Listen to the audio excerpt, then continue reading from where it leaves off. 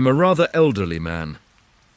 The nature of my avocations for the last 30 years has brought me into more than ordinary contact with what would seem an interesting and somewhat singular set of men, of whom as yet nothing that I know of has ever been written. I mean the law copyists or scriveners. I have known very many of them, professionally and privately, and if I pleased, could relate divers histories at which good-natured gentlemen might smile and sentimental souls might weep. But I waive the biographies of all other scriveners for a few passages in the life of Bartleby, who was a scrivener of the strangest I ever saw or heard of. While of other law copyists I might write the complete life, of Bartleby nothing of that sort can be done. I believe that no materials exist for a full and satisfactory biography of this man. It is an irreparable loss to literature. Bartleby was one of those beings of whom nothing is ascertainable except from the original sources, and in his case those are very small. What my own astonished eyes saw of Bartleby, that is all I know of him, except indeed one vague report which will appear in the sequel. Ere introducing the Scrivener, as he first appeared to me, it is fit I make some mention of myself, my employees, my business, my chambers, and general surroundings, because some such description is indispensable to an adequate understanding of the chief character about to be presented. Imprimis, I am a man who, from his youth upwards, has been filled with a profound conviction that the easiest way of life is the best. Hence, though I belong to a profession proverbially energetic and nervous, even to turbulence at times, yet nothing of that sort have I ever suffered to invade my peace. I'm one of those unambitious lawyers who never addresses a jury or in any way draws down public applause, but in the cool tranquility of a snug retreat, do a snug business among rich men's bonds and mortgages and title deeds. All who know me consider me an eminently safe man. The late John Jacob Astor, a personage little given to poetic enthusiasm, had no hesitation in pronouncing my first grand point to be prudence, my next method. I do not speak it in vanity, but simply record the fact that I was not unemployed in my profession by the late John Jacob Astor, a name which I admit I love to repeat, for it hath a rounded and orbicular sound to it, and rings like unto bullion. I will freely add that I was not insensible to the late John Jacob Astor's good opinion. Some time prior to the period at which this little history begins, my avocations had been largely increased. The good old office, now extinct in the state of New York, of a master in chancery, had been conferred upon me. It was not a very arduous office, but very pleasantly remunerative. I seldom lose my temper, much more seldom indulge in dangerous indignation at wrongs and outrages, but I must be permitted to be rash here and declare that I consider the sudden and violent abrogation of the office of Master in Chancery by the new Constitution as a premature act, inasmuch as I had counted upon a life lease of the profits, whereas I only received those of a few short years. But this is by the way. My chambers were upstairs at No. Wall Street. At one end, they looked upon the white wall of the interior of a spacious skylight shaft, penetrating the building from top to bottom.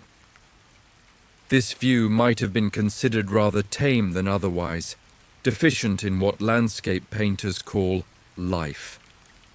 But if so, the view from the other end of my chambers offered at least a contrast, if nothing more, in that direction. My windows commanded an unobstructed view of a lofty brick wall, black by age and everlasting shade, which wall required no spyglass to bring out its lurking beauties, but for the benefit of all near-sighted spectators, was pushed up to within 10 feet of my window panes. Owing to the great height of the surrounding buildings and my chambers being on the second floor, the interval between this wall and mine not a little resembled a huge square cistern.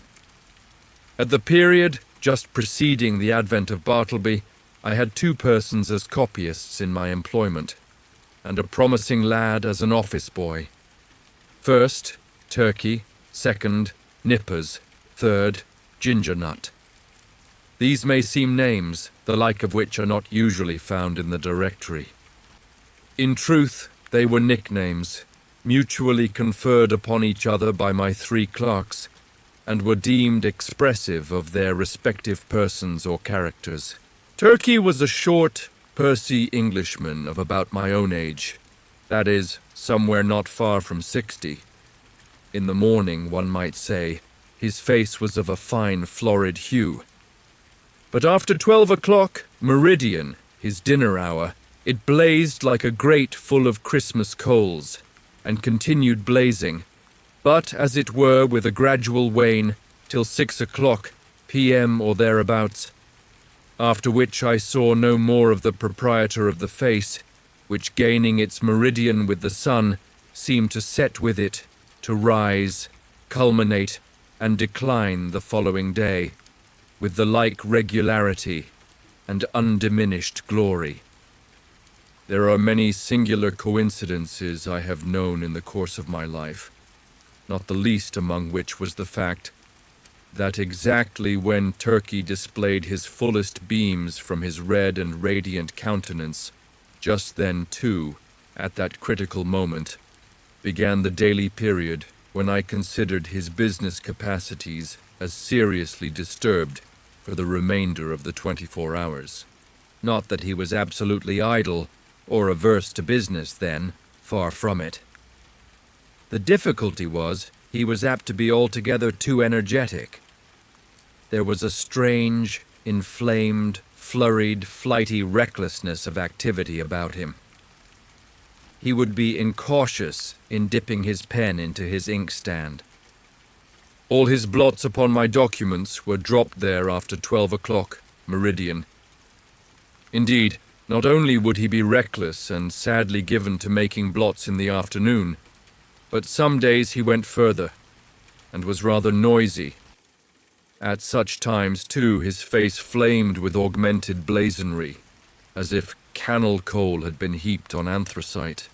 He made an unpleasant racket with his chair, spilled his sandbox, in mending his pens, impatiently split them all to pieces, and threw them on the floor in a sudden passion, stood up and leaned over his table, boxing his papers about in a most indecorous manner, very sad to behold in an elderly man like him.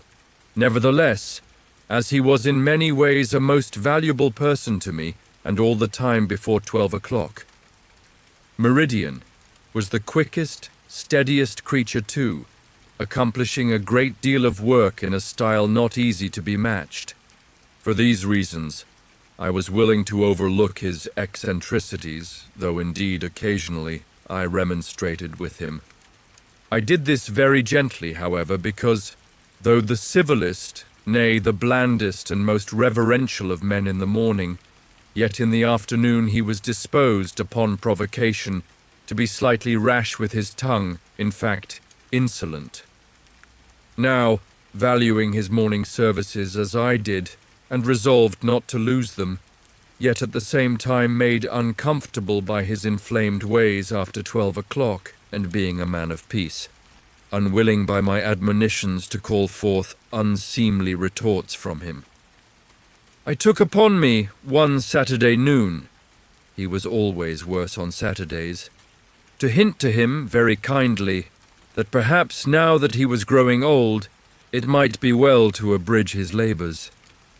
In short, he need not come to my chambers after 12 o'clock, but, dinner over, had best go home to his lodgings and rest himself till tea-time. But no, he insisted upon his afternoon devotions. His countenance became intolerably fervid as he oratorically assured me, gesticulating with a long ruler at the other end of the room, that if his services in the morning were useful, how indispensable then in the afternoon. "With submission, sir," said Turkey on this occasion, "I consider myself your right-hand man. In the morning I but marshal and deploy my columns, but in the afternoon I put myself at their head and gallantly charge the foe thus." And he made a violent thrust with the ruler.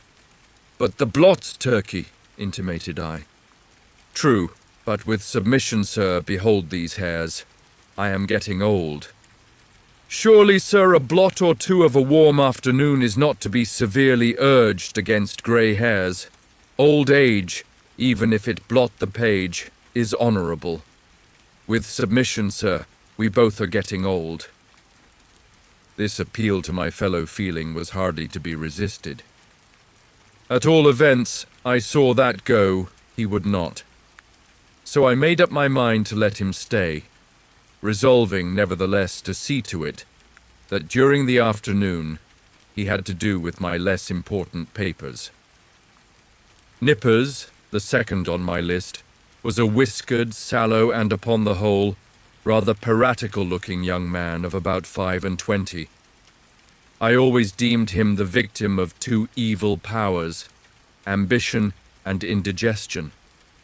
The ambition was evinced by a certain impatience of the duties of a mere copyist, an unwarrantable usurpation of strictly professional affairs, such as the original drawing up of legal documents.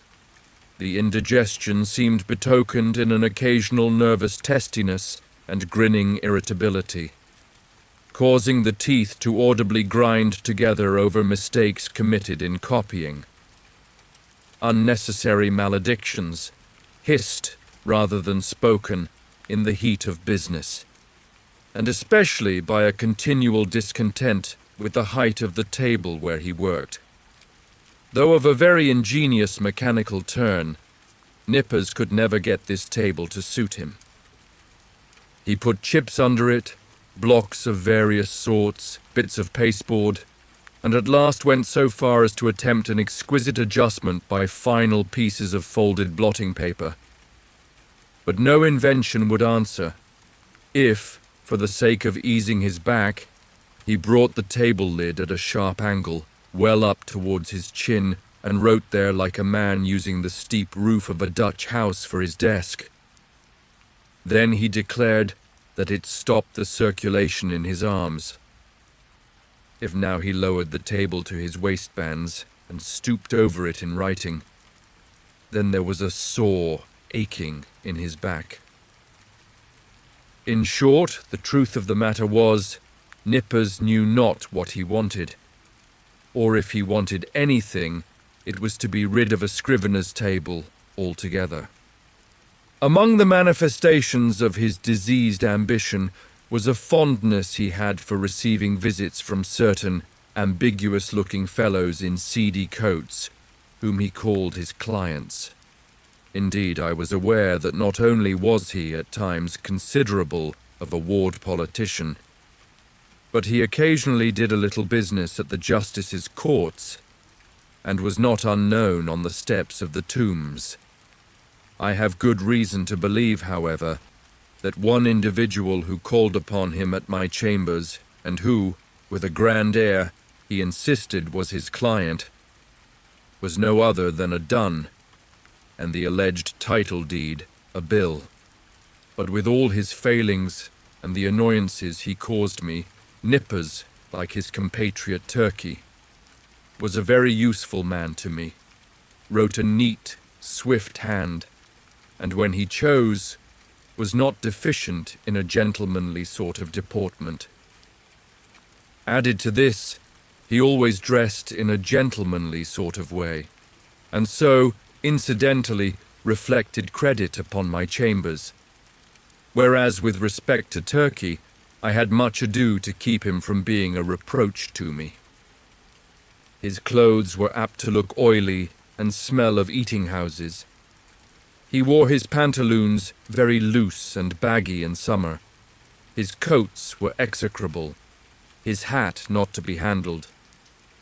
But while the hat was a thing of indifference to me, inasmuch as his natural civility and deference, as a dependent Englishman, always led him to doff it the moment he entered the room.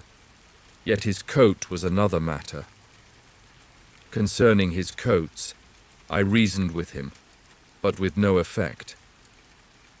The truth was, I suppose, that a man of so small an income could not afford to sport such a lustrous face and a lustrous coat at one and the same time. As Nippers once observed, Turkey's money went chiefly for red ink.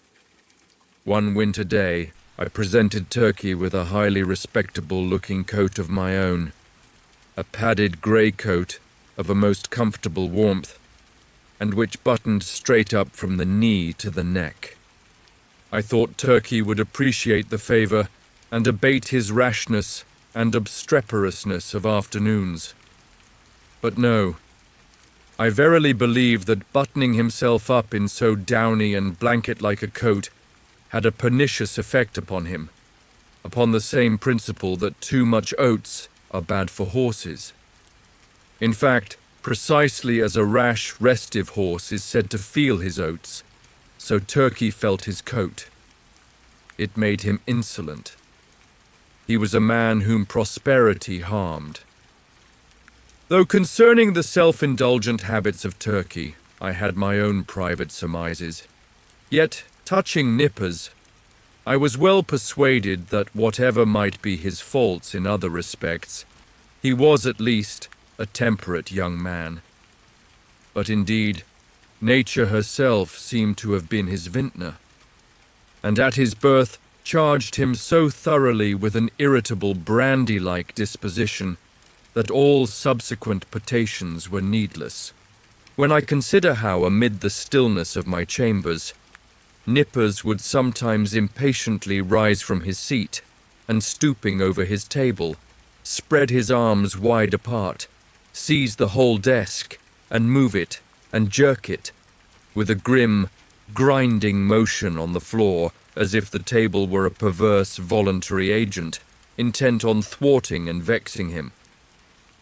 I plainly perceived that for Nippers, brandy and water were altogether superfluous.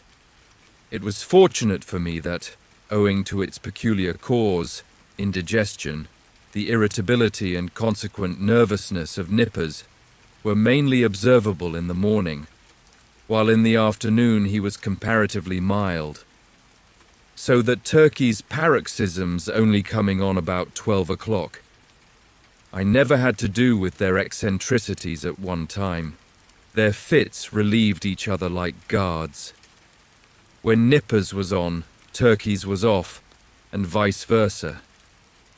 This was a good natural arrangement under the circumstances. Gingernut, the third on my list, was a lad some 12 years old.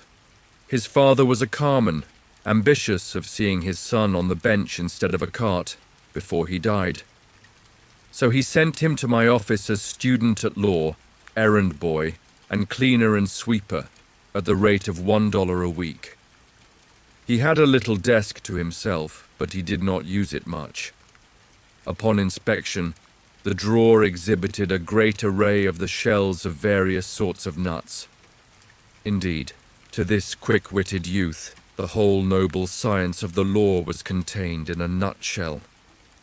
Not the least among the employments of Gingernut, as well as one which he discharged with the most alacrity, was his duty as cake and apple purveyor for Turkey and Nippers.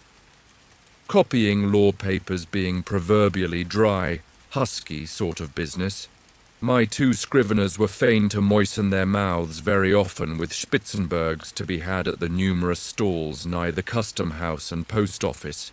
Also they sent Gingernut very frequently for that peculiar cake, small, flat, round, and very spicy, after which he had been named by them.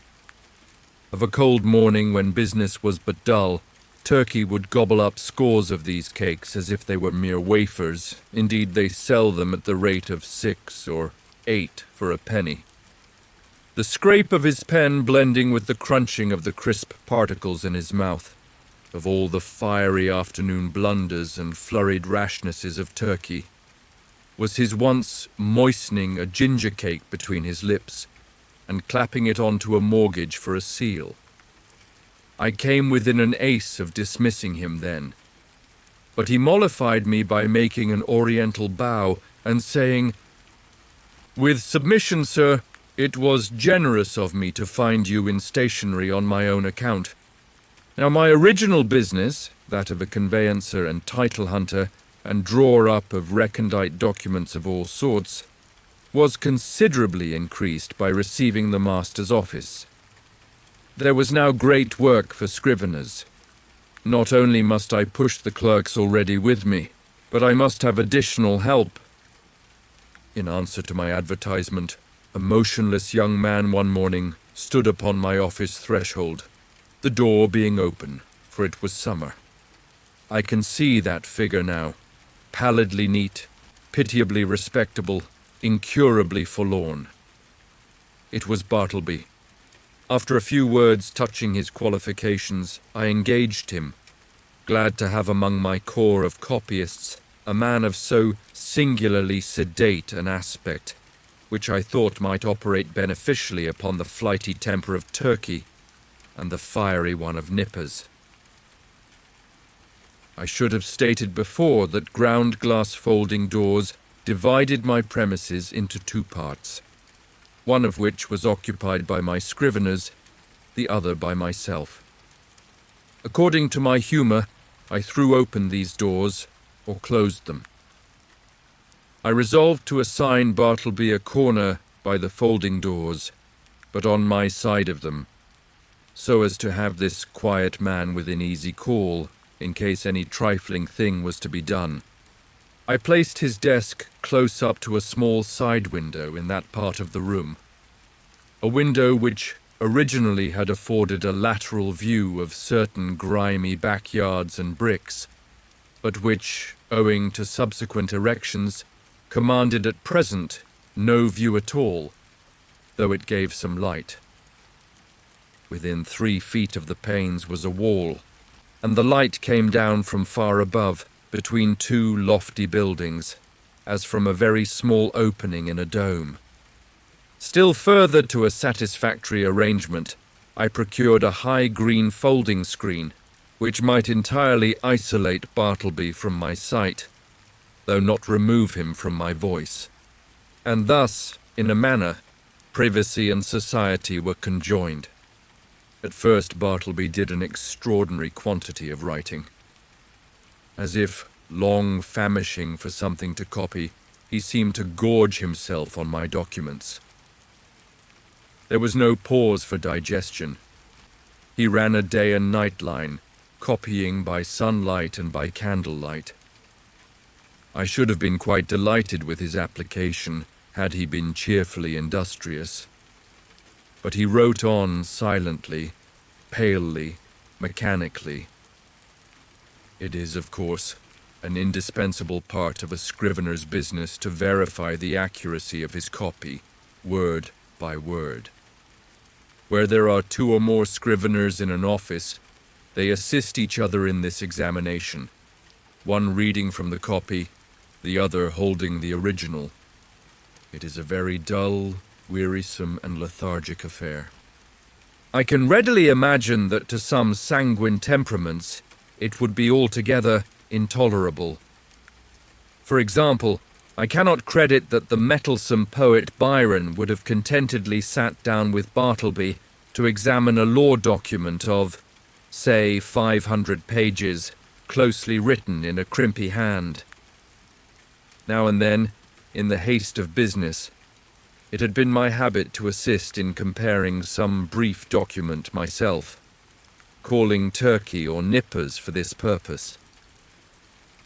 One object I had in placing Bartleby so handy to me behind the screen was to avail myself of his services on such trivial occasions. It was on the 3rd day, I think, of his being with me, and before any necessity had arisen for having his own writing examined, that being much hurried to complete a small affair I had in hand, I abruptly called to Bartleby. In my haste and natural expectancy of instant compliance, I sat with my head bent over the original on my desk, and my right hand sideways, and somewhat nervously extended with the copy, so that immediately upon emerging from his retreat, Bartleby might snatch it and proceed to business without the least delay.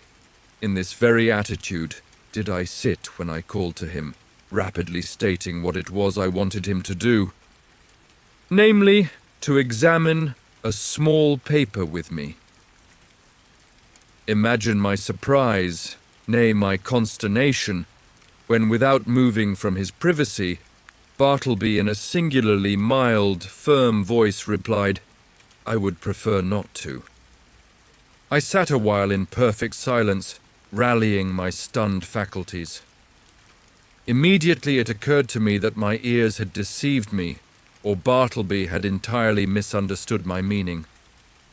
I repeated my request in the clearest tone I could assume, but in quite as clear a one came the previous reply, "I would prefer not to."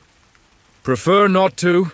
echoed I, rising in high excitement and crossing the room with a stride. "What do you mean? Are you moonstruck? I want you to help me compare this sheet here. Take it." And I thrust it towards him. "I would prefer not to," said he. I looked at him steadfastly. His face was leanly composed, his grey eye dimly calm. Not a wrinkle of agitation rippled him. Had there been the least uneasiness, anger, impatience, or impertinence in his manner, in other words, had there been anything ordinarily human about him, doubtless I should have violently dismissed him from the premises. But as it was, I should have as soon thought of turning my pale plaster of Paris bust of Cicero out of doors. I stood gazing at him a while, as he went on with his own writing, and then reseated myself at my desk. This is very strange, thought I.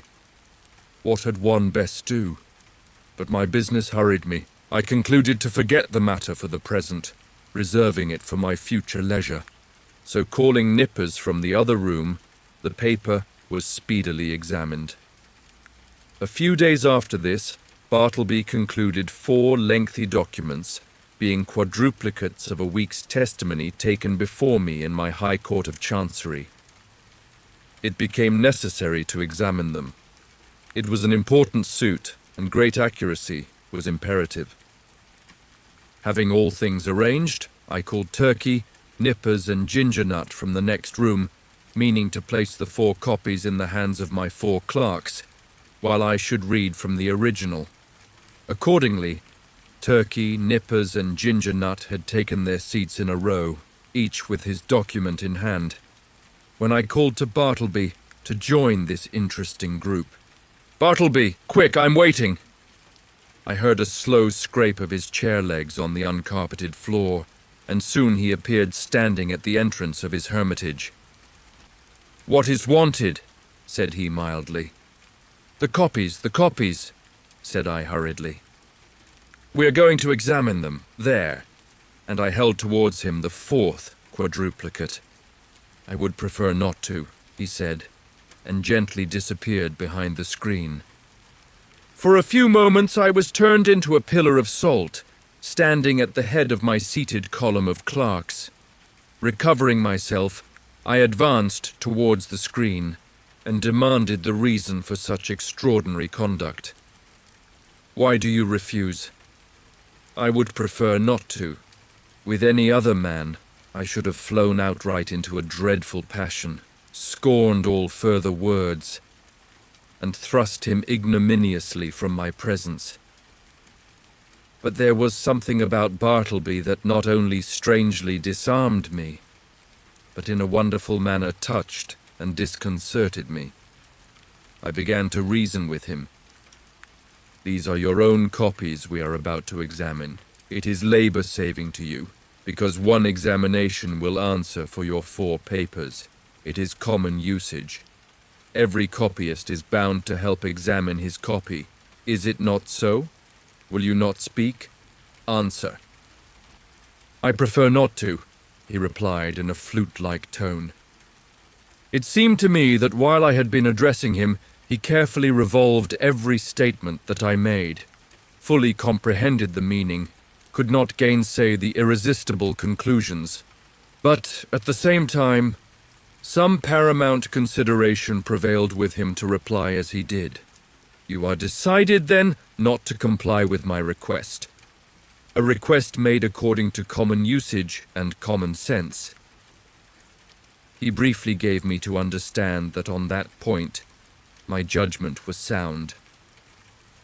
Yes, his decision was irreversible. It is not seldom the case that when a man is browbeaten in some unprecedented and violently unreasonable way, he begins to stagger in his own plainest faith. He begins, as it were, vaguely to surmise that, wonderful as it may be, all the justice and all the reason is on the other side. Accordingly, if any disinterested persons are present, he turns to them for some reinforcement for his own faltering mind. "Turkey," said I, "what do you think of this? Am I not right?" "With submission, sir," said Turkey with his blandest tone, "I think that you are." "Nippers," said I, "what do you think of it?" "I think I should kick him out of the office." The reader of nice perceptions will here perceive that, it being morning, Turkey's answer is couched in polite and tranquil terms, but Nippers replies in ill-tempered ones. Or, to repeat a previous sentence, Nippers' ugly mood was on duty, and Turkey's off. "Ginger nut," said I, willing to enlist the smallest suffrage in my behalf. "What do you think of it?" "I think, sir, he's a little loony," replied Ginger Nut with a grin. "You hear what they say," said I, turning towards the screen. "Come forth and do your duty." But he vouchsafed no reply. I pondered a moment in sore perplexity, but once more business hurried me. I determined again to postpone the consideration of this dilemma to my future leisure. With a little trouble, we made out to examine the papers without Bartleby. Though at every page or two, Turkey deferentially dropped his opinion that this proceeding was quite out of the common, while Nippers, twitching in his chair with a dyspeptic nervousness, ground out between his set teeth occasional hissing maledictions against the stubborn oaf behind the screen, and for his, Nippers' part, this was the first and the last time he would do another man's business without pay. Meanwhile, Bartleby sat in his hermitage, oblivious to everything but his own peculiar business there. Some days passed, the Scrivener being employed upon another lengthy work. His late remarkable conduct led me to regard his ways narrowly.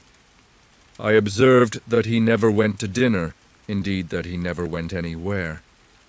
As yet, I had never of my personal knowledge known him to be outside of my office. He was a perpetual sentry in the corner.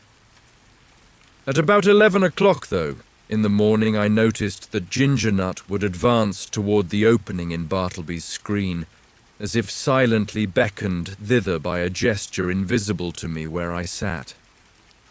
The boy would then leave the office, jingling a few pence, and reappear with a handful of ginger nuts which he delivered in the hermitage, receiving 2 of the cakes for his trouble. He lives then on ginger nuts, thought I, never eats a dinner, properly speaking. He must be a vegetarian then. But no, he never eats even vegetables. He eats nothing but ginger nuts. My mind then ran on in reveries concerning the probable effects upon the human constitution of living entirely on ginger nuts. Ginger nuts are so called because they contain ginger as one of their peculiar constituents and the final flavoring one. Now, what was ginger? A hot, spicy thing. Was Bartleby hot and spicy? Not at all. Ginger, then, had no effect upon Bartleby. Probably he preferred it should have none. Nothing so aggravates an earnest person as a passive resistance. If the individual so resisted be of a not inhumane temper, and the resisting one perfectly harmless in his passivity, then, in the better moods of the former, he will endeavor charitably to construe to his imagination what proves impossible to be solved by his judgment. Even so, for the most part, I regarded Bartleby and his ways. Poor fellow, thought I, he means no mischief. It is plain he intends no insolence. His aspect sufficiently evinces that his eccentricities are involuntary. He is useful to me. I can get along with him.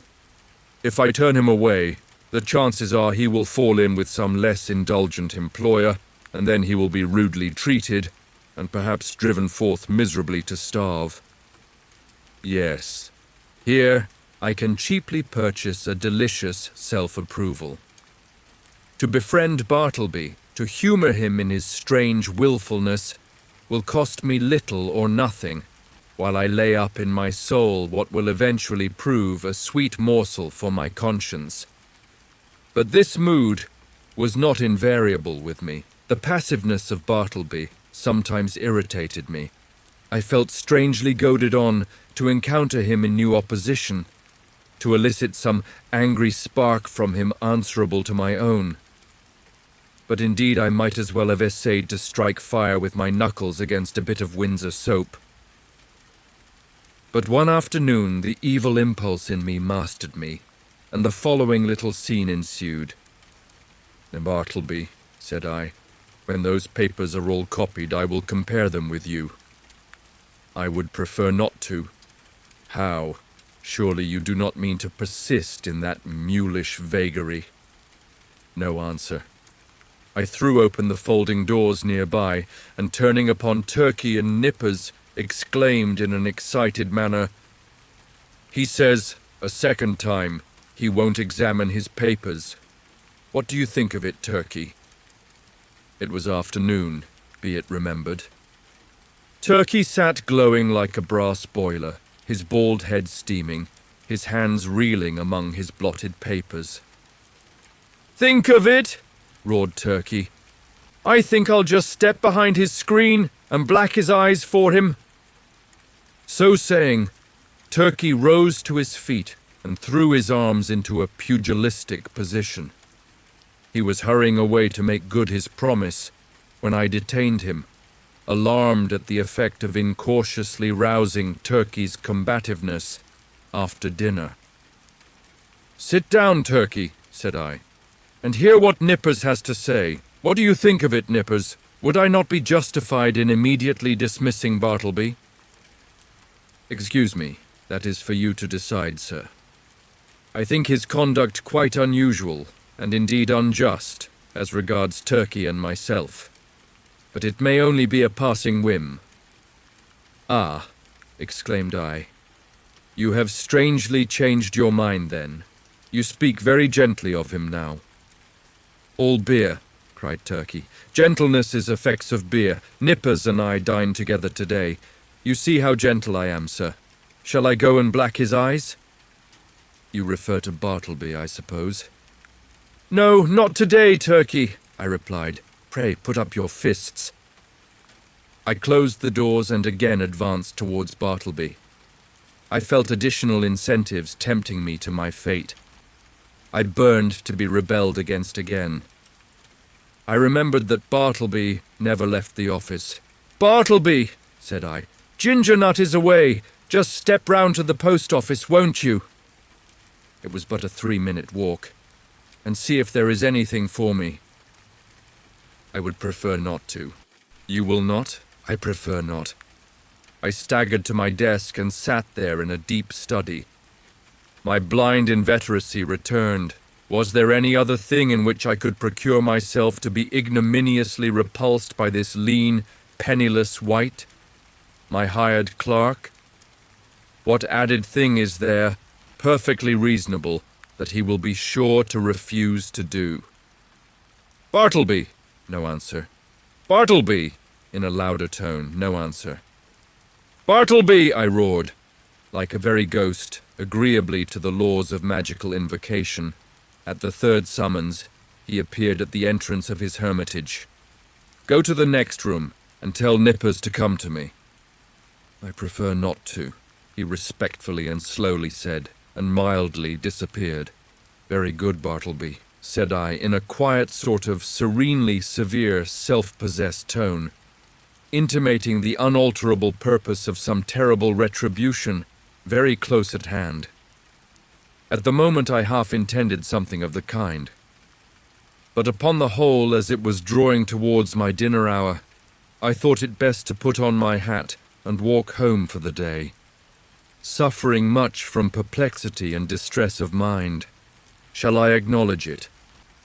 The conclusion of this whole business was that it soon became a fixed fact of my chambers that a pale young scrivener by the name of Bartleby, and a desk there, that he copied for me at the usual rate of 4 cents a folio, 100 words.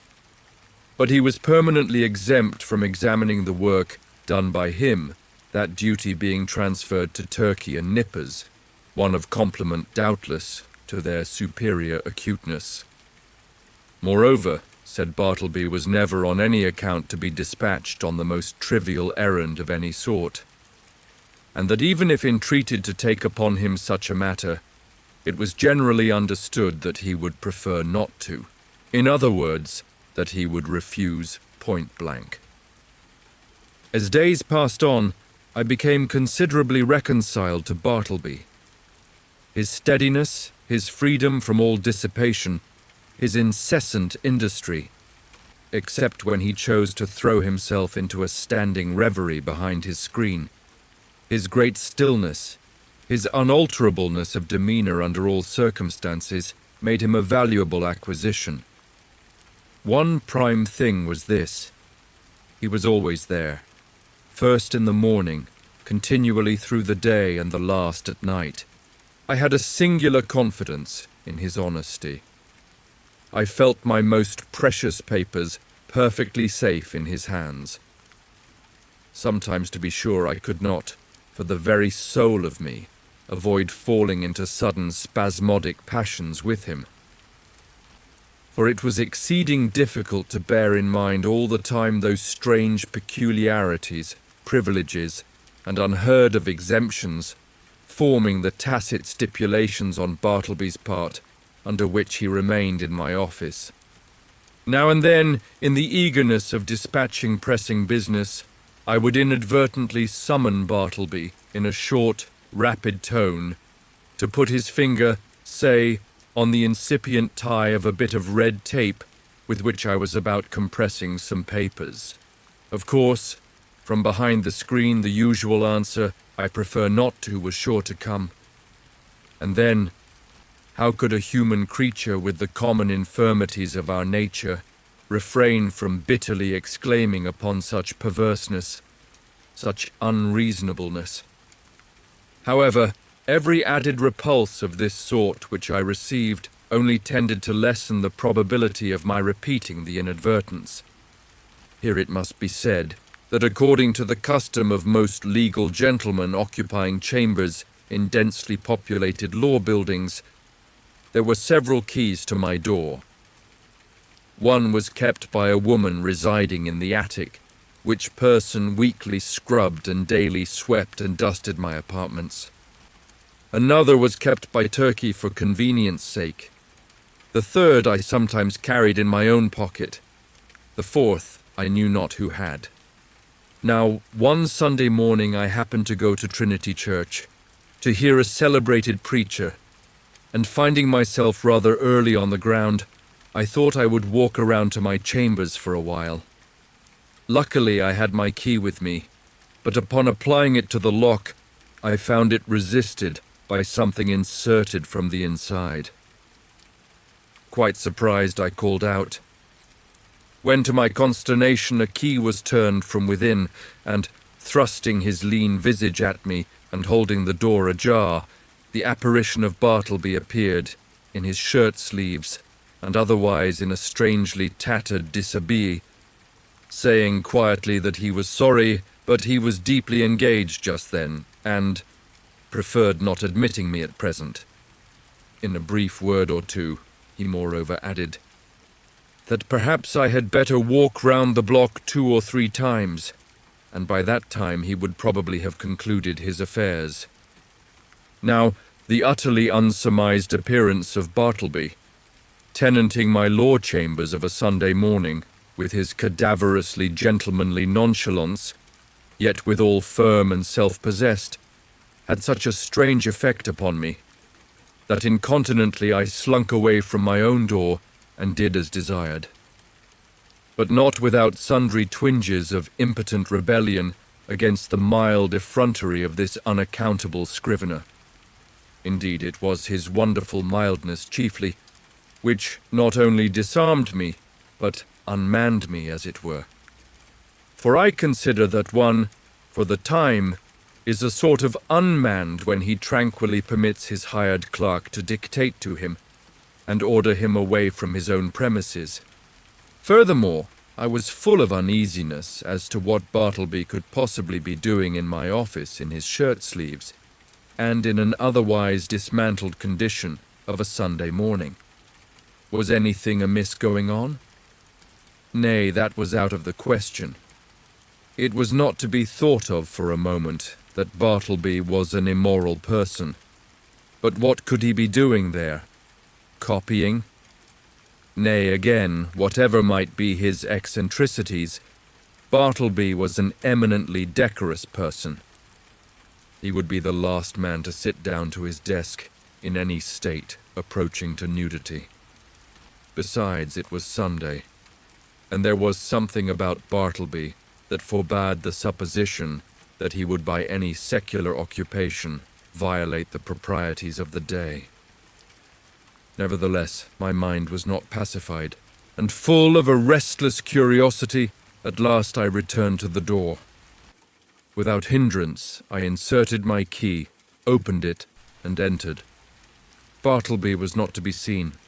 I looked round anxiously, peeped behind his screen, but it was very plain that he was gone. Upon more closely examining the place, I surmised that for an indefinite period, Bartleby must have ate, dressed, and slept in my office, and that too without plate, mirror, or bed. The cushioned seat of a rickety old sofa in one corner bore the faint impress of a lean, reclining form. Rolled away under his desk, I found a blanket. Under the empty grate, a blacking box and brush. On a chair, a tin basin, with soap and a ragged towel. In a newspaper, a few crumbs of ginger nuts and a morsel of cheese. Yes, thought I, it is evident enough that Bartleby has been making his home here, keeping Bachelor's Hall all by himself. Immediately then, the thought came sweeping across me. What miserable friendlessness and loneliness are here revealed. His poverty is great, but his solitude how horrible. Think of it. Of a Sunday, Wall Street is deserted as Petra, and every night of every day it is an emptiness. This building too, which of weekdays hums with industry and life, at nightfall echoes with sheer vacancy, and all through Sunday is forlorn. And here Bartleby makes his home, sole spectator of a solitude which he has seen all populous, a sort of innocent and transformed Marius brooding among the ruins of Carthage. For the first time in my life, a feeling of overpowering, stinging melancholy seized me. Before, I had never experienced aught but a not unpleasing sadness. The bond of a common humanity now drew me irresistibly to gloom, a fraternal melancholy, for both I and Bartleby were sons of Adam. I remembered the bright silks and sparkling faces I had seen that day, in gala trim, swan-like sailing down the Mississippi of Broadway, and I contrasted them with the pallid copyist and thought to myself, "Ah, happiness courts the light, so we deem the world is gay. But misery hides aloof, so we deem that misery there is none." These sad fancyings, chimeras doubtless of a sick and silly brain, led on to other and more special thoughts concerning the eccentricities of Bartleby. Presentiments of strange discoveries hovered round me. The Scrivener's pale form appeared to me laid out, among uncaring strangers, in its shivering winding sheet. Suddenly I was attracted by Bartleby's closed desk, the key in open sight, left in the lock. I mean no mischief. Seek the gratification of no heartless curiosity, thought I. Besides, the desk is mine, and its contents too, so I will make bold to look within. Everything was methodically arranged, the papers smoothly placed. The pigeonholes were deep, and removing the files of documents, I groped into their recesses. Presently, I felt something there, and dragged it out.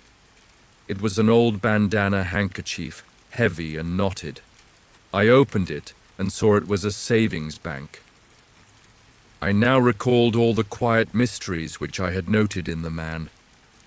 I remembered that he never spoke but to answer, that though at intervals he had considerable time to himself, yet I had never seen him reading, no, not even a newspaper, that for long periods he would stand looking out at his pale window behind the screen upon the dead brick wall. I was quite sure he never visited any refectory or eating house, while his pale face clearly indicated that he never drank beer like Turkey, or tea and coffee even, like other men, that he never went anywhere in particular that I could learn, never went out for a walk, unless indeed that was the case at present, that he had declined telling who he was, or whence he came, or whether he had any relatives in the world, that, though so thin and pale, he never complained of ill health.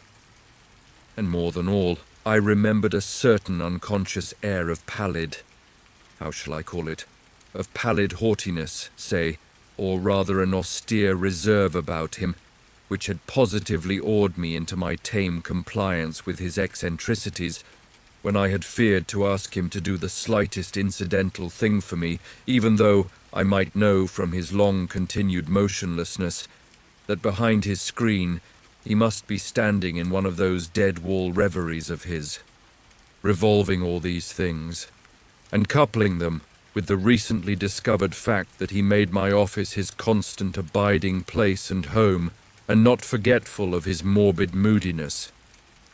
Revolving all these things, a prudential feeling began to steal over me.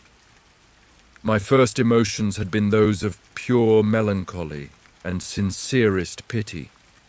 But just in proportion as the forlornness of Bartleby grew and grew to my imagination, did that same melancholy merge into fear, that pity into repulsion.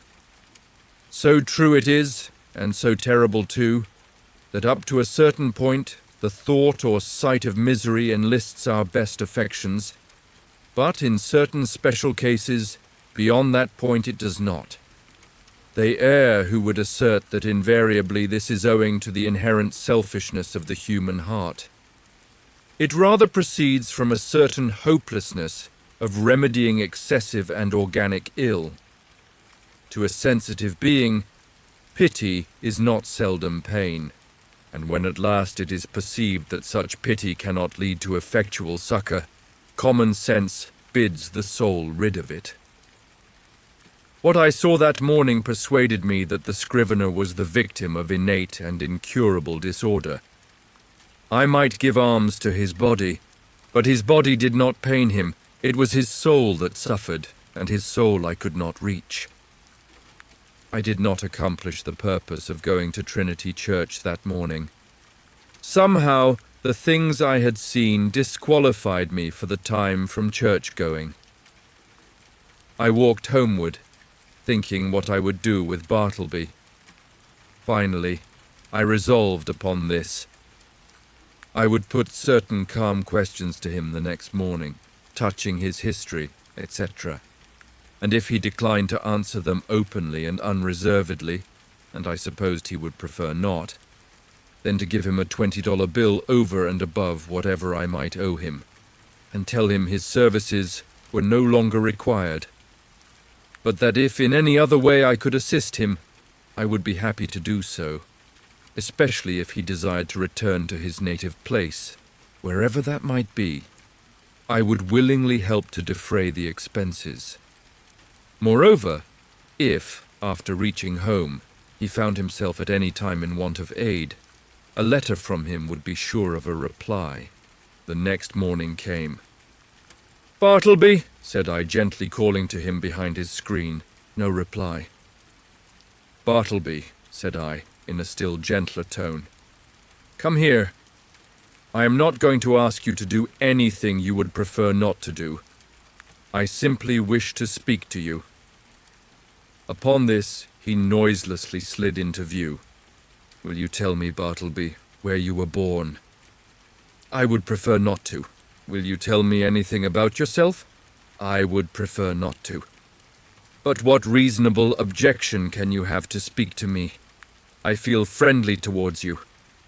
He did not look at me while I spoke, but kept his glance fixed upon my bust of Cicero, which, as I then sat, was directly behind me, some 6 inches above my head. "What is your answer, Bartleby?" said I, after waiting a considerable time for a reply, during which his countenance remained immovable. Only there was the faintest conceivable tremor of the white, attenuated mouth. "At present I prefer to give no answer," he said, and retired into his hermitage. It was rather weak in me, I confess, but his manner on this occasion nettled me. Not only did there seem to lurk in it a certain calm disdain, but his perverseness seemed ungrateful, considering the undeniable good usage and indulgence he had received from me. Again I sat, ruminating what I should do. Mortified as I was at his behavior, and resolved as I had been to dismiss him when I entered my offices, nevertheless, I strangely felt something superstitious knocking at my heart, and forbidding me to carry out my purpose, and denouncing me for a villain if I dared to breathe one bitter word against this forlornest of mankind. At last, familiarly drawing my chair behind his screen, I sat down and said, "Bartleby, never mind then about revealing your history, but let me entreat you as a friend to comply as far as may be with the usages of this office. Say now you will help to examine papers tomorrow or next day. In short, say now that in a day or two you will begin to be a little reasonable. Say so, Bartleby." "At present I would prefer not to be a little reasonable," was his mildly cadaverous reply. Just then the folding doors opened, and Nippers approached. He seemed suffering from an unusually bad night's rest, induced by severer indigestion than common. He overheard those final words of Bartleby. "Prefer not, eh?" gritted Nippers. "I'd prefer him if I were you, sir," addressing me. "I'd prefer him. I'd give him preferences, the stubborn mule." "What is it, sir, pray, that he prefers not to do now?" Bartleby moved not a limb. "Mr. Nippers," said I, "I'd prefer that you would withdraw for the present. Somehow, of late, I had got into the way of involuntarily using this word prefer upon all sorts of not exactly suitable occasions, and I trembled to think that my contact with the Scrivener had already and seriously affected me in a mental way. And what further and deeper aberration might it not yet produce? This apprehension had not been without efficacy in determining me to summary means. As Nippers, looking very sour and sulky, was departing, Turkey blandly and deferentially approached. "With submission, sir," said he, "yesterday I was thinking about Bartleby here, and I think that if he would but prefer to take a quart of good ale every day, it would do much towards mending him and enabling him to assist in examining his papers." "So you have got the word too," said I, slightly excited. "With submission, what word, sir?" asked Turkey, respectfully crowding himself into the contracted space behind the screen, and by so doing, making me jostle the Scrivener. "What word, sir?" "I would prefer to be left alone here," said Bartleby, as if offended at being mobbed in his privacy. "That's the word, Turkey," said I. "That's it." "Oh, prefer? Oh, yes, queer word. I never use it myself. But, sir, as I was saying, if he would but prefer—" "Turkey," interrupted I, "you will please withdraw." "Oh, certainly, sir, if you prefer that I should." As he opened the folding door to retire, Nippers at his desk caught a glimpse of me, and asked whether I would prefer to have a certain paper copied on blue paper or white. He did not in the least roguishly accent the word prefer. It was plain that it involuntarily rolled from his tongue. I thought to myself, surely I must get rid of a demented man who already has in some degree turned the tongues, if not the heads of myself and clerks. But I thought it prudent not to break the dismission at once. The next day I noticed that Bartleby did nothing but stand at his window in his dead-wall reverie. Upon asking him why he did not write, he said that he had decided upon doing no more writing. "Why, how now? What next?" exclaimed I. "Do no more writing?" "No more." "And what is the reason? Do you not see the reason for yourself?" he indifferently replied. I looked steadfastly at him, and perceived that his eyes looked dull and glazed. Instantly it occurred to me that his unexampled diligence in copying by his dim window for the first few weeks of his stay with me might have temporarily impaired his vision.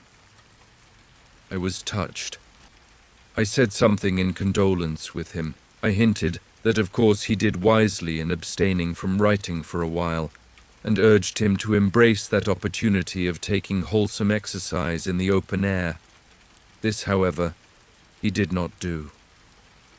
A few days after this, my other clerks being absent, and being in a great hurry to dispatch certain letters by the mail, I thought that, having nothing else earthly to do, Bartleby would surely be less inflexible than usual, and carry these letters to the post office. But he blankly declined, so, much to my inconvenience, I went myself. Still added days went by. Whether Bartleby's eyes improved or not, I could not say. To all appearance, I thought they did.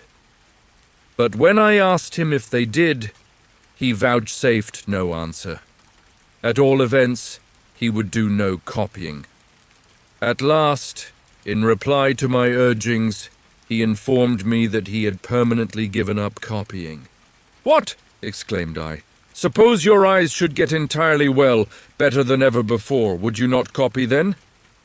"I have given up copying," he answered, and slid aside. He remained as ever, a fixture in my chamber. Nay, if that were possible, he became still more of a fixture than before. What was to be done? He would do nothing in the office. Why should he stay there?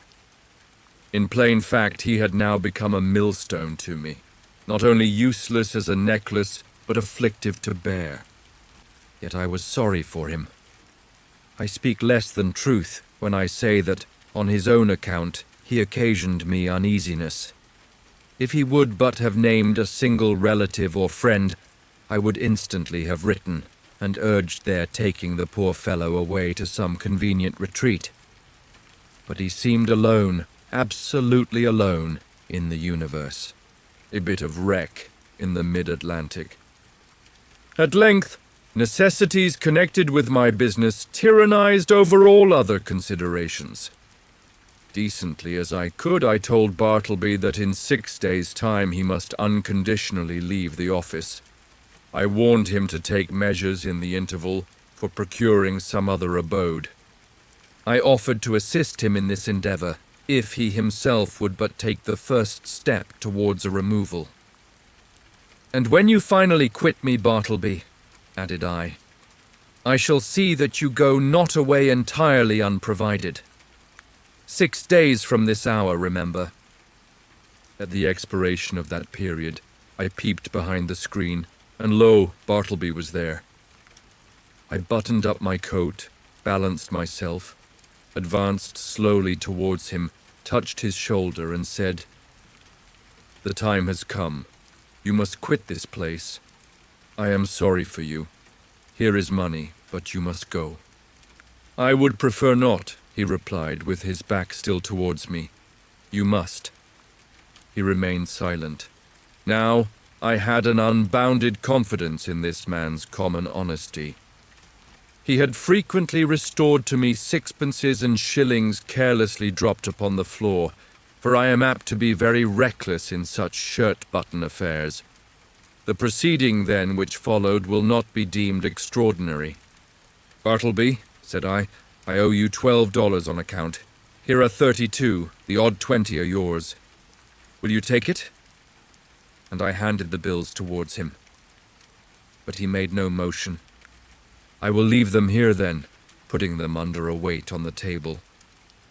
Then, taking my hat and cane and going to the door, I tranquilly turned and added, "After you have removed your things from these offices, Bartleby, you will of course lock the door, since everyone is now gone for the day but you, and if you please, slip your key underneath the mat so that I may have it in the morning. I shall not see you again, so goodbye to you. If hereafter in your new place of abode I can be of any service to you, do not fail to advise me by letter. Goodbye, Bartleby, and fare you well." But he answered not a word. Like the last column of some ruined temple, he remained standing mute and solitary in the middle of the otherwise deserted room. As I walked home in a pensive mood, my vanity got the better of my pity. I could not but highly plume myself on my masterly management in getting rid of Bartleby. Masterly, I call it, and such it must appear to any dispassionate thinker. The beauty of my procedure seemed to consist in its perfect quietness.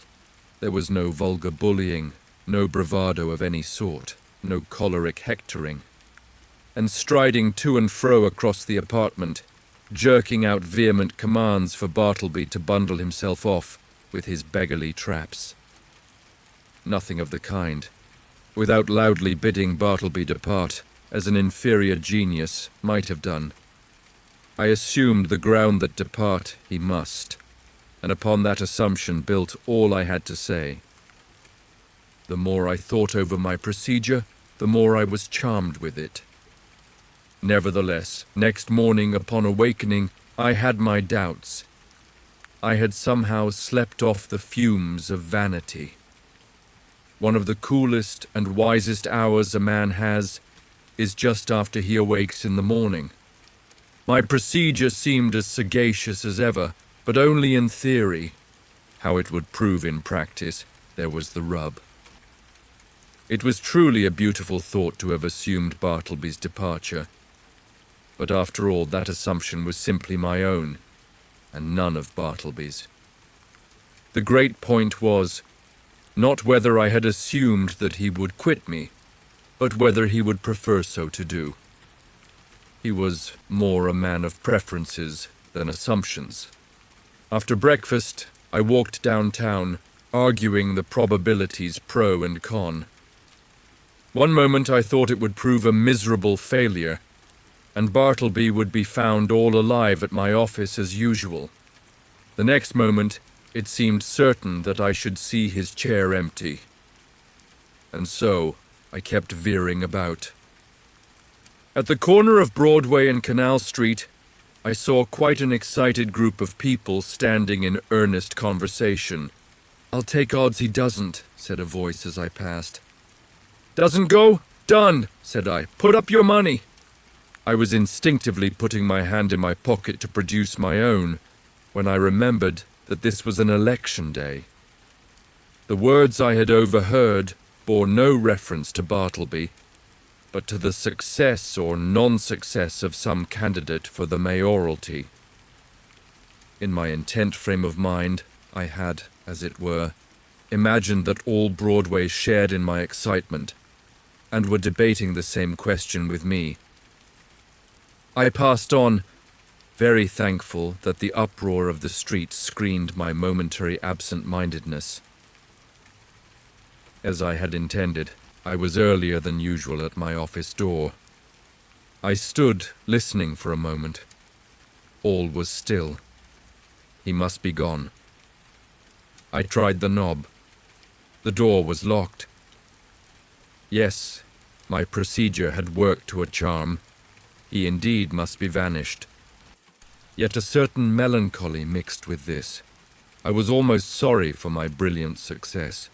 I was fumbling under the doormat for the key, which Bartleby was to have left there for me, when accidentally my knee knocked against a panel, producing a summoning sound, and in response a voice came to me from within. "Not yet! I am occupied!" It was Bartleby. I was thunderstruck. For an instant, I stood like the man who, pipe in mouth, was killed one cloudless afternoon long ago in Virginia by a summer lightning. At his own warm open window he was killed, and remained leaning out there upon the dreamy afternoon, till someone touched him when he fell. "Not gone," I murmured at last. But again obeying that wondrous ascendancy which the inscrutable Scrivener had over me, and from which ascendancy, for all my chafing, I could not completely escape, I slowly went downstairs and out into the street, and while walking round the block, considered what I should next do in this unheard-of perplexity. Turn the man out by an actual thrusting I could not. To drive him away by calling him hard names would not do. Calling in the police was an unpleasant idea, and yet permit him to enjoy his cadaverous triumph over me. This too I could not think of. What was to be done? Or if nothing could be done, was there anything further that I could assume in the matter? Yes. As before, I had prospectively assumed that Bartleby would depart. So now I might retrospectively assume that departed he was. In the legitimate carrying out of this assumption, I might enter my office in a great hurry, and pretending not to see Bartleby at all, walk straight against him, as if he were air. Such a proceeding would in a singular degree have the appearance of a home thrust. It was hardly possible that Bartleby could withstand such an application of the doctrine of assumptions. But upon second thoughts, the success of the plan seemed rather dubious. I resolved to argue the matter over with him again. "Bartleby," said I, entering the office with a quietly severe expression, "I am seriously displeased. I am pained, Bartleby. I had thought better of you. I had imagined you of such a gentlemanly organization that in any delicate dilemma a slight hint would have sufficed. In short, an assumption. But it appears I am deceived." "Why," I added, unaffectedly starting, "you have not even touched that money yet," pointing to it, just where I had left it the evening previous. He answered nothing. "Will you or will you not quit me?" I now demanded in a sudden passion, advancing close to him. "I would prefer not to quit you," he replied, gently emphasizing the not. "What earthly right have you to stay here? Do you pay any rent? Do you pay my taxes? Or is this property yours?" He answered nothing. "Are you ready to go on and write now? Are your eyes recovered? Could you copy a small paper for me this morning, or help examine a few lines? Or step round to the post office? In a word, will you do anything at all to give a colouring to your refusal to depart the premises?" He silently retired into his hermitage. I was now in such a state of nervous resentment that I thought it but prudent to check myself at present from further demonstrations. Bartleby and I were alone. I remembered the tragedy of the unfortunate Adams and the still more unfortunate Colt in the solitary office of the latter, and how poor Colt, being dreadfully incensed by Adams, and imprudently permitting himself to get wildly excited, was at unawares hurried into his fatal act, an act which certainly no man could possibly deplore more than the actor himself. Often it had occurred to me in my ponderings upon the subject that had that altercation taken place in the public street or at a private residence, it would not have terminated as it did. It was the circumstance of being alone in a solitary office, upstairs, of a building entirely unhallowed by humanizing domestic associations, an uncarpeted office, doubtless, of a dusty, haggard sort of appearance. This, it must have been, which greatly helped to enhance the irritable desperation of the hapless Colt. But when this old Adam of resentment rose in me and tempted me concerning Bartleby, I grappled him and threw him. How? Why, simply by recalling the divine injunction, "A new commandment give I unto you, that ye love one another." Yes, this it was that saved me. Aside from higher considerations, charity often operates as a vastly wise and prudent principle, a great safeguard to its possessor. Men have committed murder for jealousy's sake, and anger's sake, and hatred's sake, and selfishness' sake, and spiritual pride's sake. But no man that ever I heard of ever committed a diabolical murder for sweet charity's sake. Mere self-interest, then, if no better motive can be enlisted, should, especially with high-tempered men, prompt all beings to charity and philanthropy. At any rate, upon the occasion in question, I strove to drown my exasperated feelings towards the Scrivener by benevolently construing his conduct. Poor fellow, thought I. He don't mean anything, and besides, he has seen hard times, and ought to be indulged. I endeavored also immediately to occupy myself, and at the same time to comfort my despondency. I tried to fancy that in the course of the morning, at such time as might prove agreeable to him, Bartleby, of his own free accord, would emerge from his hermitage and take up some decided line of march in the direction of the door. But no. 12:30 o'clock came. Turkey began to glow in the face, overturn his inkstand, and become generally obstreperous. Nippers abated down into quietude and courtesy. Ginger Nut munched his noon apple, and Bartleby remained standing at his window in one of his profoundest dead-wall reveries. Will it be credited? Ought I to acknowledge it? That afternoon I left the office without saying one further word to him. Some days now passed, during which, at leisure intervals, I looked a little into Edwards on the Will and Priestley on Necessity. Under the circumstances, those books induced a salutary feeling. Gradually I slid into the persuasion that these troubles of mine touching the Scrivener had been all predestinated from eternity, and Bartleby was billeted upon me for some mysterious purpose of an all-wise providence, which it was not for a mere mortal like me to fathom. Yes, Bartleby, stay there behind your screen, thought I. I shall persecute you no more.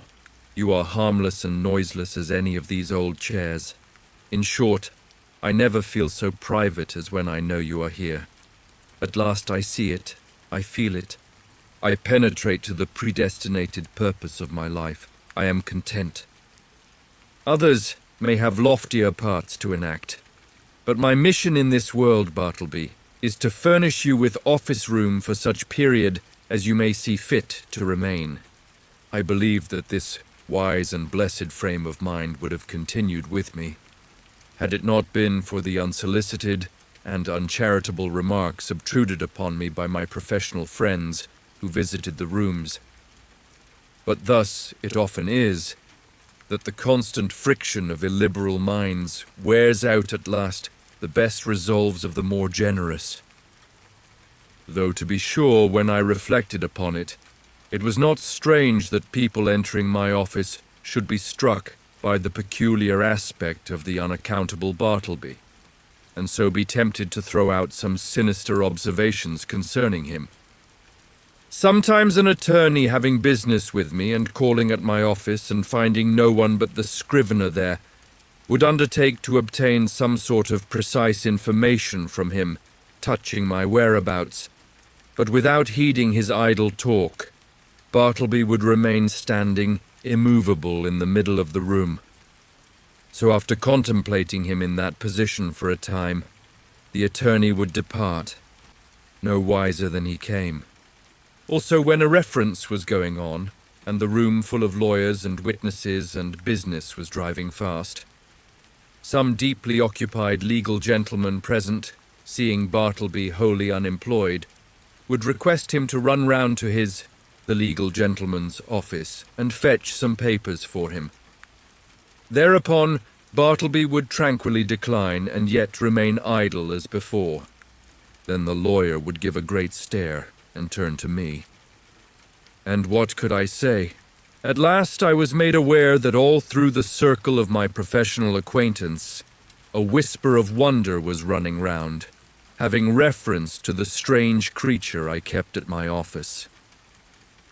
This worried me very much, and as the idea came upon me of his possibly turning out a long-lived man and keep occupying my chambers and denying my authority and perplexing my visitors and scandalizing my professional reputation and casting a general gloom over the premises, keeping soul and body together to the last upon his savings, for doubtless he spent but half a dime a day, and in the end perhaps outlive me and claim possession of my office by right of his perpetual occupancy.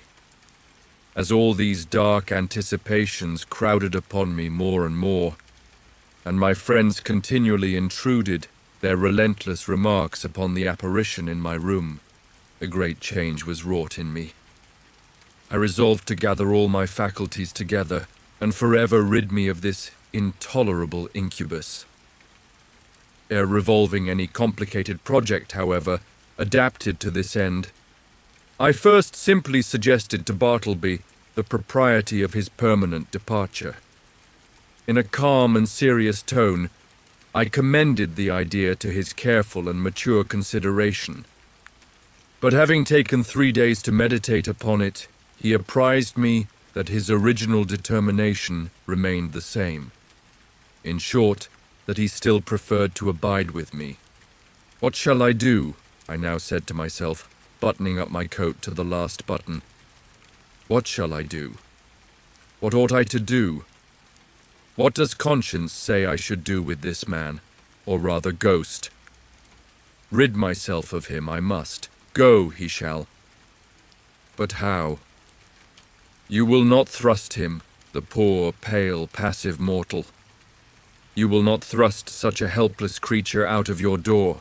You will not dishonor yourself by such cruelty. No, I will not, I cannot do that. Rather would I let him live and die here, and then mason up his remains in the wall. What then will you do? For all your coaxing, he will not budge. Bribes he leaves under your own paperweight on your table. In short, it is quite plain that he prefers to cling to you. Then something severe, something unusual must be done. What? Surely you will not have him collared by a constable and commit his innocent pallor to the common jail? And upon what ground could you procure such a thing to be done? A vagrant is he. What? He a vagrant, a wanderer who refuses to budge. It is because he will not be a vagrant, then, that you seek to count him as a vagrant. That is too absurd. No visible means of support. There I have him. Wrong again. For indubitably he does support himself, and that is the only unanswerable proof that any man can show of his possessing the means so to do. No more, then. Since he will not quit me, I must quit him. I will change my offices. I will move elsewhere. and give him fair notice that if I find him on my new premises, I will then proceed against him as a common trespasser. Acting accordingly, next day I thus addressed him. I find these chambers too far from the city hall. The air is unwholesome. In a word, I propose to remove my offices next week, and shall no longer require your services. I tell you this now, in order that you may seek another place. He made no reply, and nothing more was said. On the appointed day, I engaged carts and men, proceeded to my chambers, and having but little furniture, everything was removed in a few hours. Throughout, the Scrivener remained standing behind the screen, which I directed to be removed the last thing.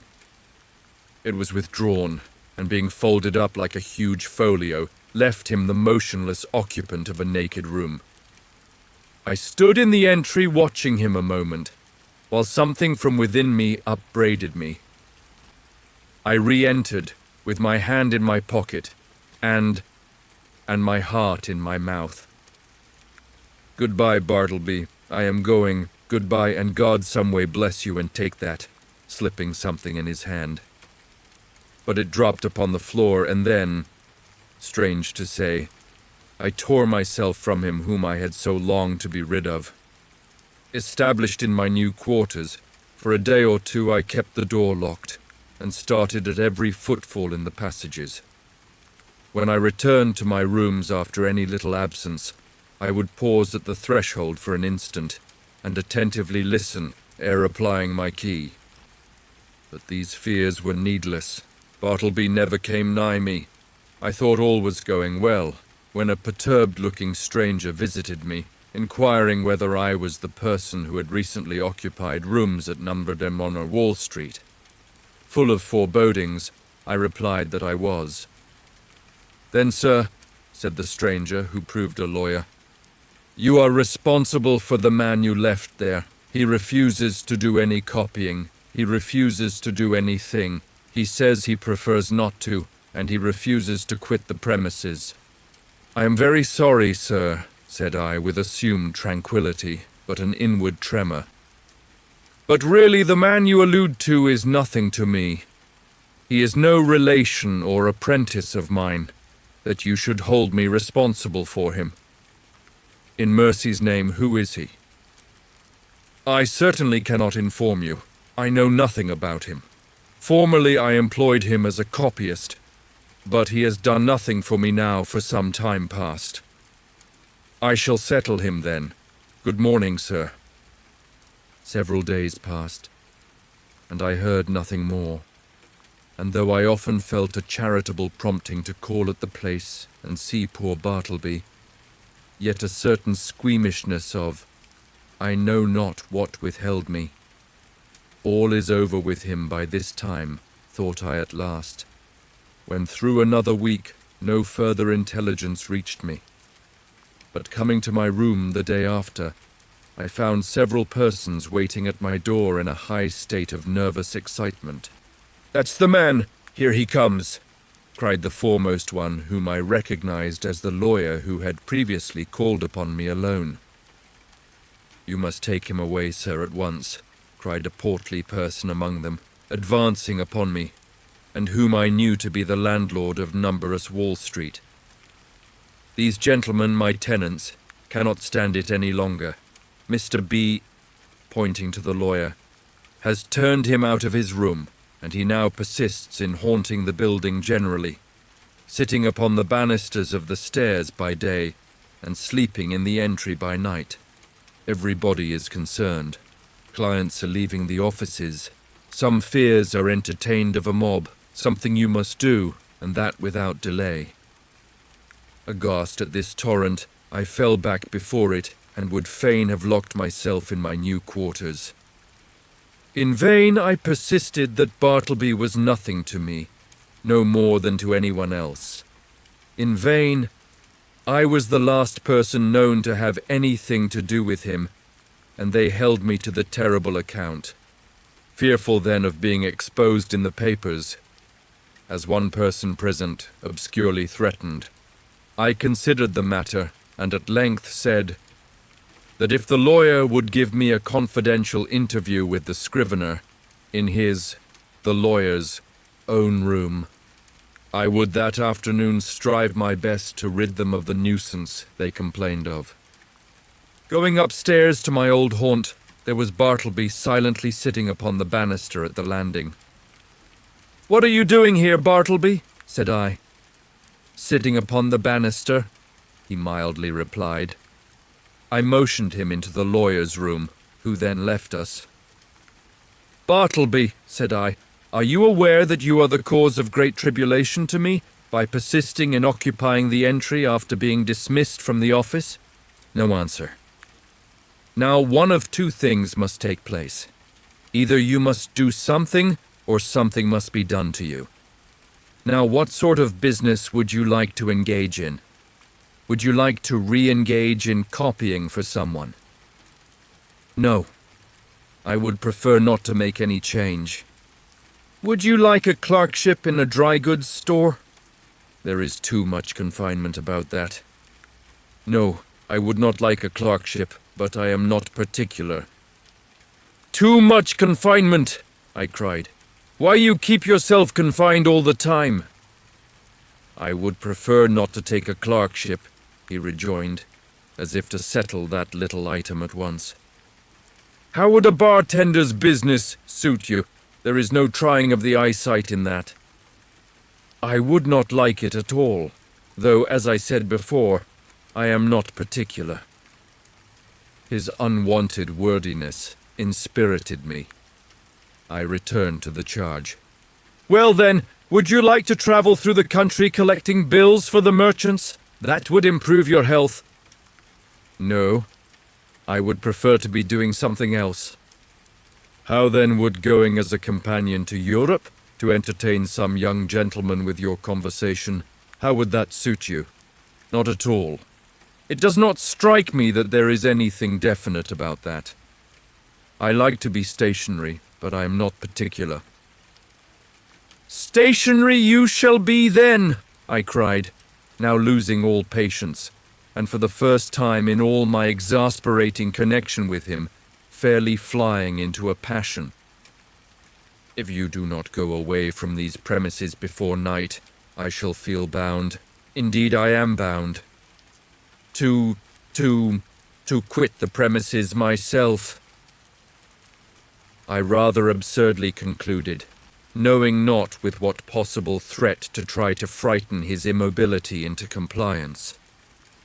Despairing of all further efforts, I was precipitately leaving him when a final thought occurred to me, one which had not been wholly unindulged before. "Bartleby," said I in the kindest tone I could assume under such exciting circumstances, "will you go home with me now, not to my office but my dwelling, and remain there till we can conclude upon some convenient arrangement for you at our leisure? Come, let us start now, right away." "No, at present I would prefer not to make any change at all." I answered nothing, but effectually dodging everyone by the suddenness and rapidity of my flight, rushed from the building, ran up Wall Street towards Broadway, and jumping into the first omnibus was soon removed from pursuit. As soon as tranquillity returned, I distinctly perceived that I had now done all that I possibly could, both in respect to the demands of the landlord and his tenants, and with regard to my own desire and sense of duty, to benefit Bartleby and shield him from rude persecution. I now strove to be entirely carefree and quiescent, and my conscience justified me in the attempt, though indeed it was not so successful as I could have wished. So fearful was I of being again hunted out by the incensed landlord and his exasperated tenants, that surrendering my business to nippers, for a few days I drove about the upper part of the town and through the suburbs in my rockaway, crossed over to Jersey City and Hoboken, and paid fugitive visits to Manhattanville and Astoria. In fact, I almost lived in my rockaway for the time. When again I entered my office, lo, A note from the landlord lay upon the desk. I opened it with trembling hands. It informed me that the writer had sent to the police and had Bartleby removed to the Tombs as a vagrant. Moreover, since I knew more about him than anyone else, he wished me to appear at that place and make a suitable statement of the facts. These tidings had a conflicting effect upon me. At first, I was indignant, but at last almost approved. The landlord's energetic, summary disposition had led him to adopt a procedure which I do not think I would have decided upon myself. And yet, as a last resort under such peculiar circumstances, it seemed the only plan. As I afterwards learned, the poor Scrivener, when told that he must be conducted to the Tombs, offered not the slightest obstacle, but in his pale, unmoving way, silently acquiesced. Some of the compassionate and curious bystanders joined the party, and headed by one of the constables arm in arm with Bartleby, the silent procession filed its way through all the noise and heat and joy of the roaring thoroughfares at noon. The same day I received the note I went to the Tombs, or to speak more properly, the halls of justice. Seeking the right officer, I stated the purpose of my call, and was informed that the individual I described was indeed within. I then assured the functionary that Bartleby was a perfectly honest man, and greatly to be compassionated, however unaccountably eccentric. I narrated all I knew, and closed by suggesting the idea of letting him remain in as indulgent confinement as possible till something less harsh might be done, though indeed I hardly knew what. At all events, if nothing else could be decided upon, the almshouse must receive him. I then begged to have an interview.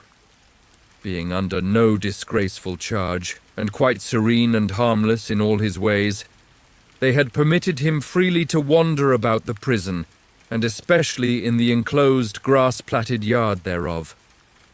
And so I found him there, standing all alone in the quietest of the yards, his face towards a high wall, while all around, from the narrow slits of the jail windows, I thought I saw peering out upon him the eyes of murderers and thieves.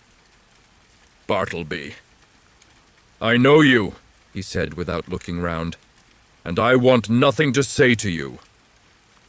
"It was not I that brought you here, Bartleby," said I, keenly pained at his implied suspicion. "And to you, this should not be so vile a place.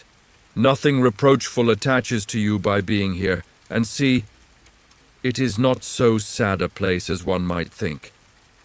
Look, there is the sky, and here is the grass." "I know where I am," he replied, but would say nothing more, and so I left him. As I entered the corridor again, a broad, meat-like man in an apron accosted me, and jerking his thumb over his shoulder said, "Is that your friend?" "Yes." "Does he want to starve? If he does, let him live on the prison fare, that's all." "Who are you?" asked I, not knowing what to make of such an unofficially speaking person in such a place. "I'm the grub man. Such gentlemen as have friends here hire me to provide them with something good to eat." "Is this so?" said I, turning to the turnkey. He said it was. "Well then," said I, slipping some silver into the grub man's hands, for so they called him. "I want you to give particular attention to my friend there. Let him have the best dinner you can get, and you must be as polite to him as possible." "Introduce me, will you?" said the grub man, looking at me with an expression which seemed to say he was all impatience for an opportunity to give a specimen of his breeding.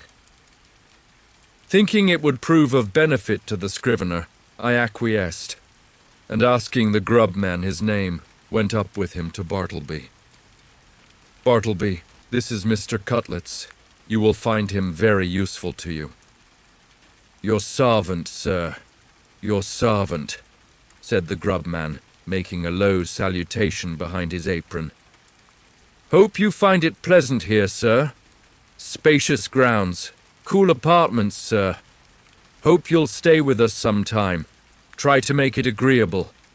May Mrs. Cutlets and I have the pleasure of your company to dinner, sir, in Mrs. Cutlet's private room? Deranged. Deranged, is it? Well, now, upon my word, I thought that friend of yourn was a gentleman forger. They are always pale and genteel like them forgers. I can't pity 'em. Can't help it, sir. Did you know Monroe Edwards?" he added touchingly, and paused. Then, laying his hand pityingly on my shoulder, sighed. "He died of consumption at Sing Sing. So you weren't acquainted with Monroe?"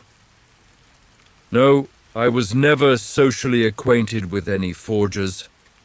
But I cannot stop longer. Look to my friend yonder. You will not lose by it. I will see you again." Some few days after this, I again obtained admission to the tombs, and went through the corridors in quest of Bartleby, but without finding him. "I saw him coming from his cell not long ago," said a turnkey.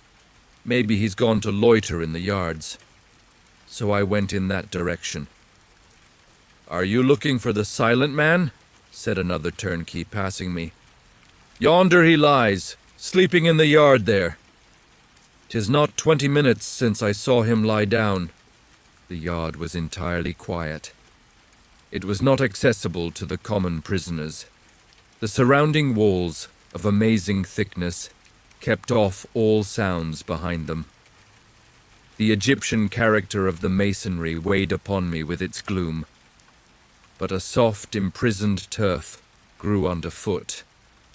The heart of the eternal pyramids, it seemed, wherein by some strange magic, through the clefts, grass seed, dropped by birds, had sprung, strangely huddled at the base of the wall, his knees drawn up, and lying on his side, his head touching the cold stones.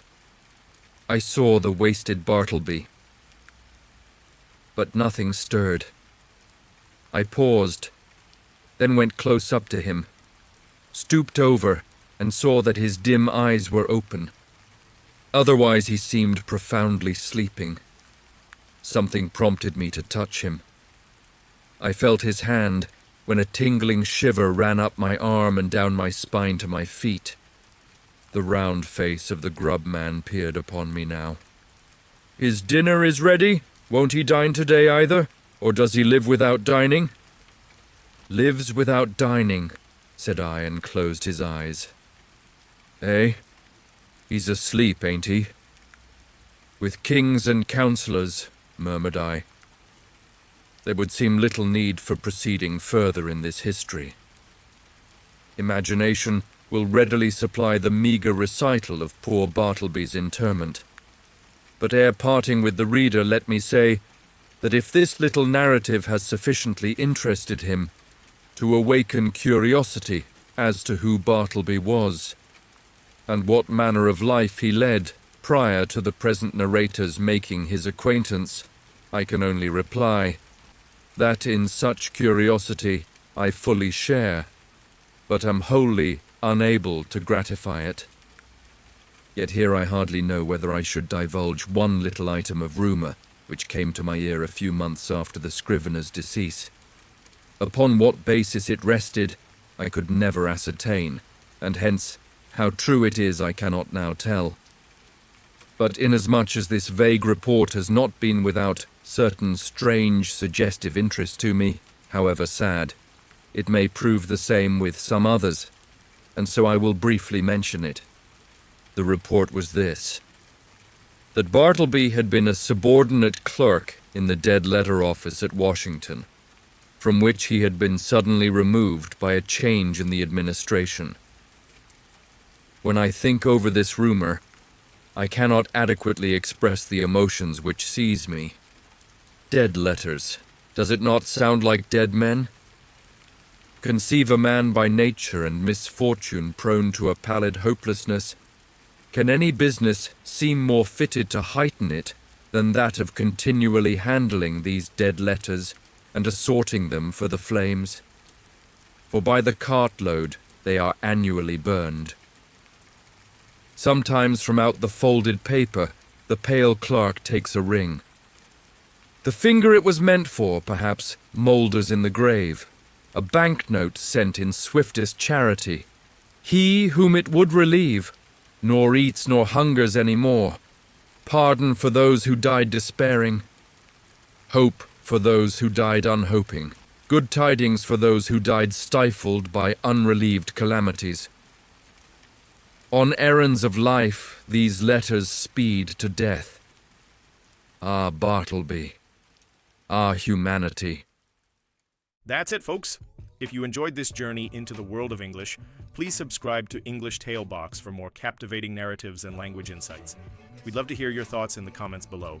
And don't forget to share this video with anyone who loves a good story or is learning English. Thank you for watching.